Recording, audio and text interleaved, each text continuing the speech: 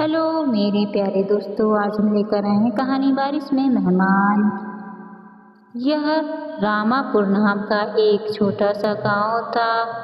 उस वर्षा ऋतु गांव पर जैसे प्रतिशोध ले रही थी। आषाढ़ की शुरुआत से ही मूसलाधार बारिश हो रही थी। नदी नाले उफान पर थे और पुराने मिट्टी के घरों की दीवारें गीली होकर उखड़ने लगी थी। चक्रवर्ती और उसकी पत्नी शांभवी अपने पुराने घर में बैठकर बाहर लगातार होती बारिश और छत से टपकती बूंदों को देखकर दुखी हो रहे थे। घर की शांति को भंग करते हुए केवल पीतल के बर्तन में गिरती बूंदों की टिप टिप सुनाई दे रही थी। जब चक्रवर्ती की पत्नी शांभवी ने कहा, जी देखिए ना, यह बारिश तो थमने का नाम ही नहीं ले रही।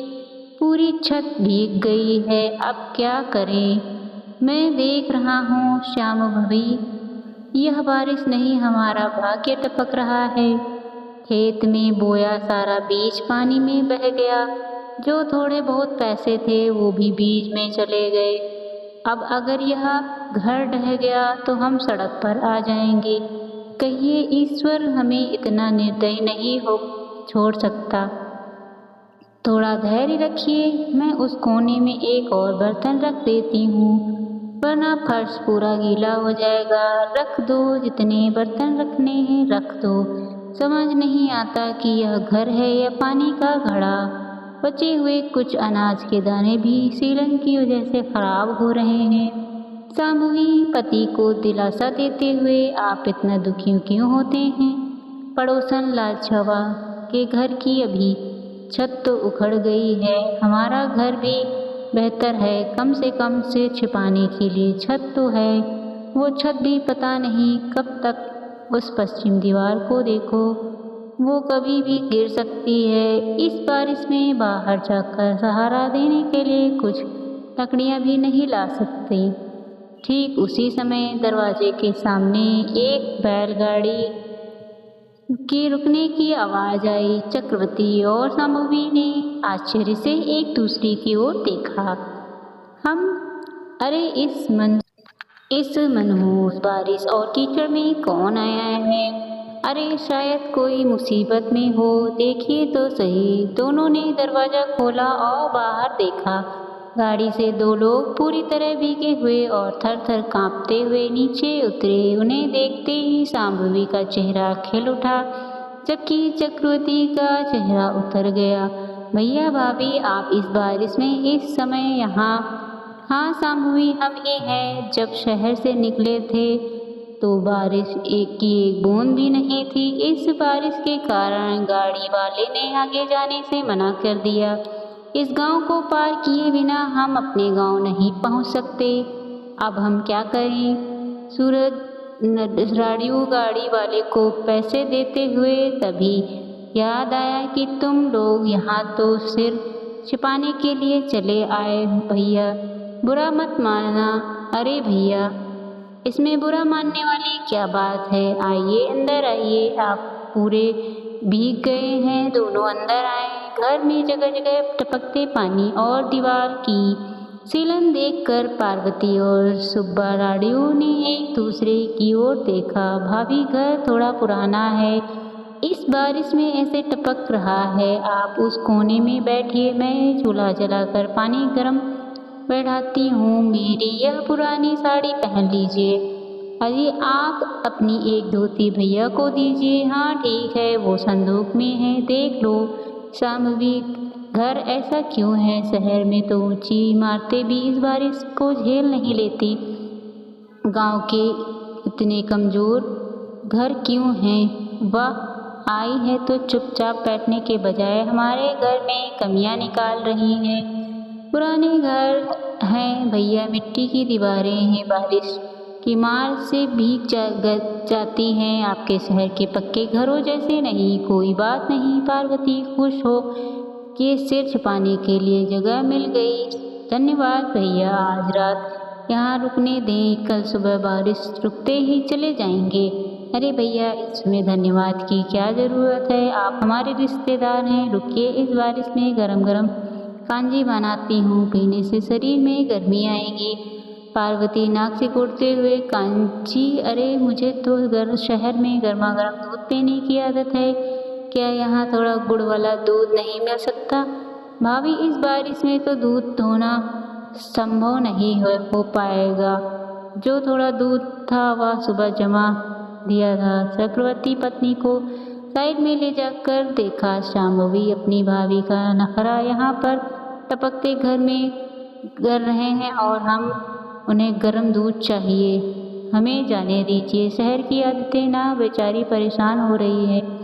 क्या करें? अगली सुबह बारिश अभी भी जोरों पर थी और जब शांभवी किसी काम में आंगन में आई तो पड़ोसन लछवा ने दीवार के ऊपर से झांका। अरे शांभवी, रात को तुम्हारे घर में हलचल हो रही थी, कोई रिश्तेदार आया है क्या?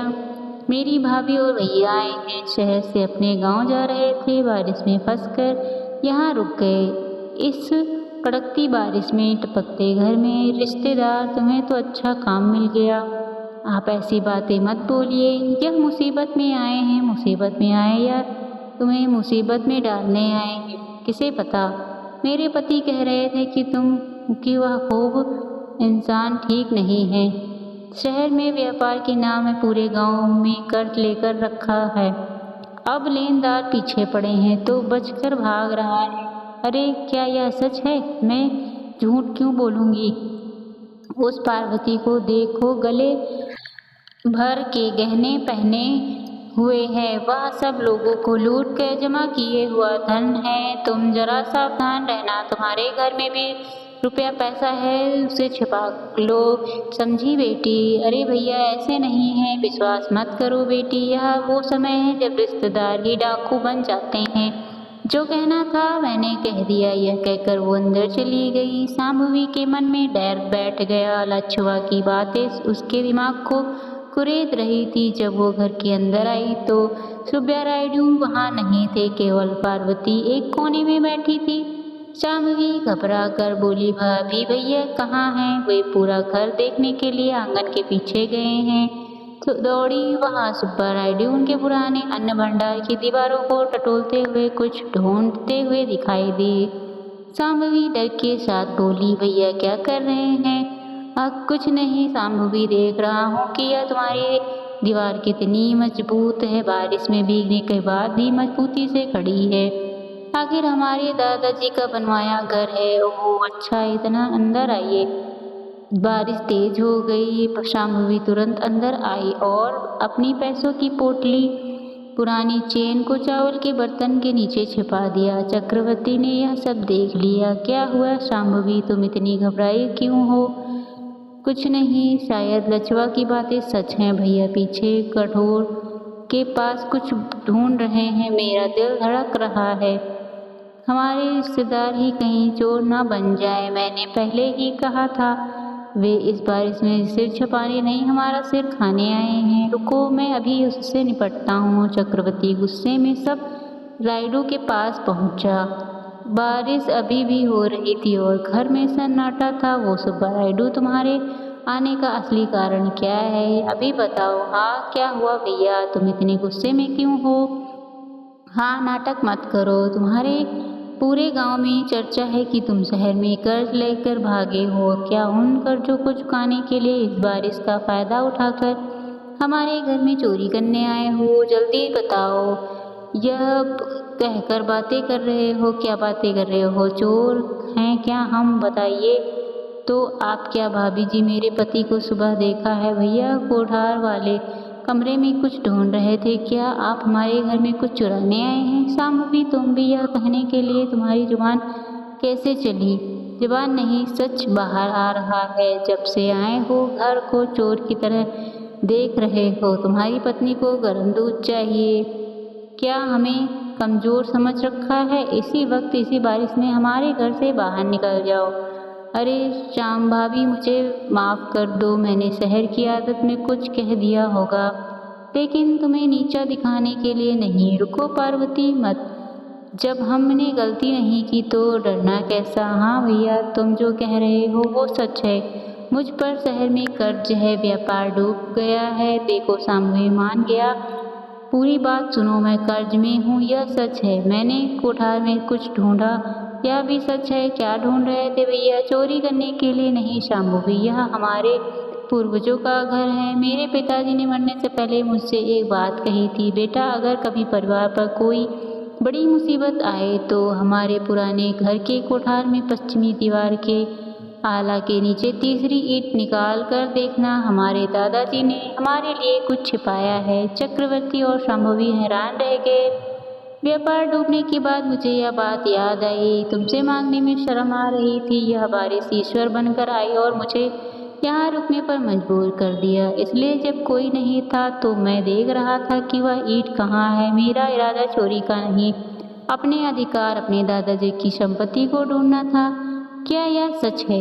विश्वास नहीं तो अभी चलिए, मैं आपके सामने ही देखता हूँ। अगर कुछ नहीं मिला तो जैसा तुम कहोगी मैं चोर हूँ। इसी बारिश में अपनी पत्नी के साथ चला जाऊंगा। चारों कोठार में गए। बारिश का पानी वहाँ भी टपक रहा था। सुब्बारायुडू सीधे पश्चिम दीवार के पास गए। वहाँ पुराने आले के नीचे की ईंट गिनी। 1 2 3 भैया, यही वो ईंट है। चक्रवर्ती ने एक कुदाल ली और ईंट के हटाने की कोशिश की। वो आसानी से निकल आई। उसके नीचे खाली जगह में एक पुराने तांबे के लोहे पर ढक्कन लगा था। इसकी धड़कनें तेज हो गई।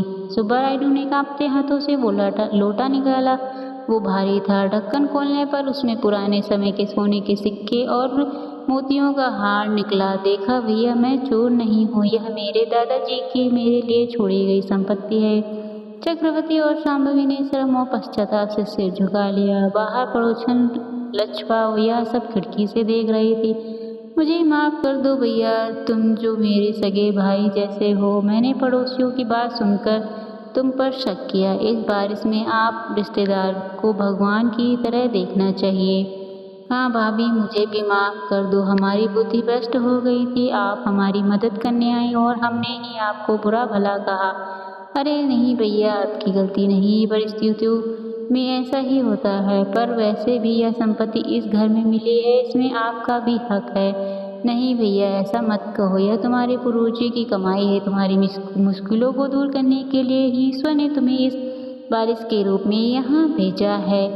हमें यह पैसा नहीं चाहिए, बस तुम्हारा साथ काफ़ी है। देखा शांभवी, इस बारिश में क्या किया हमने, हमारे दुख भी दूर किए और तुम्हारे मन का संदेह भी। उस दिन से चक्रवर्ती का मन बदल गया। सुब्बारायुडू ने उन सोने के सिक्कों से न केवल अपना कर्ज चुकाया बल्कि चक्रवर्ती को घर ठीक कराने में भी मदद की। दोनों भाइयों की तरह साथ रहने लगे। पड़ोसन लच्छपा यह सब देखकर जलती रही कि उसकी चुगली काम नहीं आई और सब आपस में मिलजुल कर रहने लगे। धन्यवाद।